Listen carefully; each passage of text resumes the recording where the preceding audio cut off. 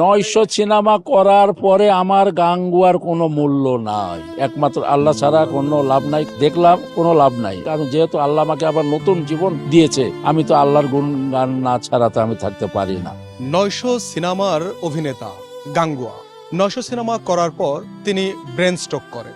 Brain stroke থেকে সুস্থ হয়ে ওঠার পর তিনি অনুধাবন করতে পারলেন এই জীবন জীবন নয়, আমাকে আসল জীবনে ফিরে যেতে হবে। 900 সিনেমার অভিনেতা এখন দিনের পথে, তিনি আর সিনেমার রঙিন জীবনে ফিরবেন না, এমনটি জানিয়েছে আমাদেরকে। দর্শক, সেই 900 সিনেমা করা অভিনেতা কিভাবে আল্লাহর পথে অর্থাৎ দিনের পথে আসলেন, এই বিষয়গুলো নিয়ে গাঙ্গুয়া ভাইয়ের সাথে কথা বলব।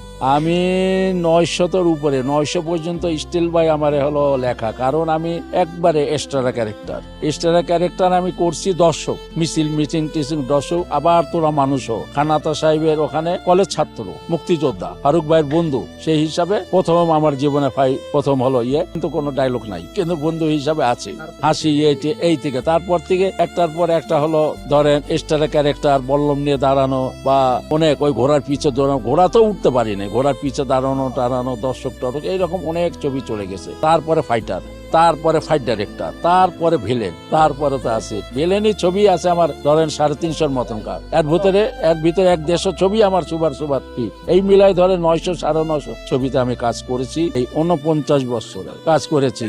তারপরে জীবনে দেখলাম একবার ব্রেন স্ট্রোক করলাম, প্যারালাইজ হয়ে গেলাম। এই থাকলো 5 বছর প্যারালাইজ হয়েছিলাম। তারপর আস্তে আস্তে আল্লাহ আমাকে মাফ করে দিল, আবার সুস্থ হয়ে গেলাম। এই জন্য এখন ফিল্ম সব বাদ দিয়ে আল্লাহর দিকে ছুটছে, আল্লাহর পথে। দেখলাম কোনো লাভ নাই, একমাত্র আল্লাহ ছাড়া কোনো লাভ নাই, কারণ যেহেতু আল্লাহ আমাকে আবার নতুন জীবন দিয়েছে, আমি তো আল্লাহর গুণগান না ছাড়া তো আমি থাকতে পারি না। এই জন্য এখন নিয়ত করেছি যে এই বছর আমি হজ করব।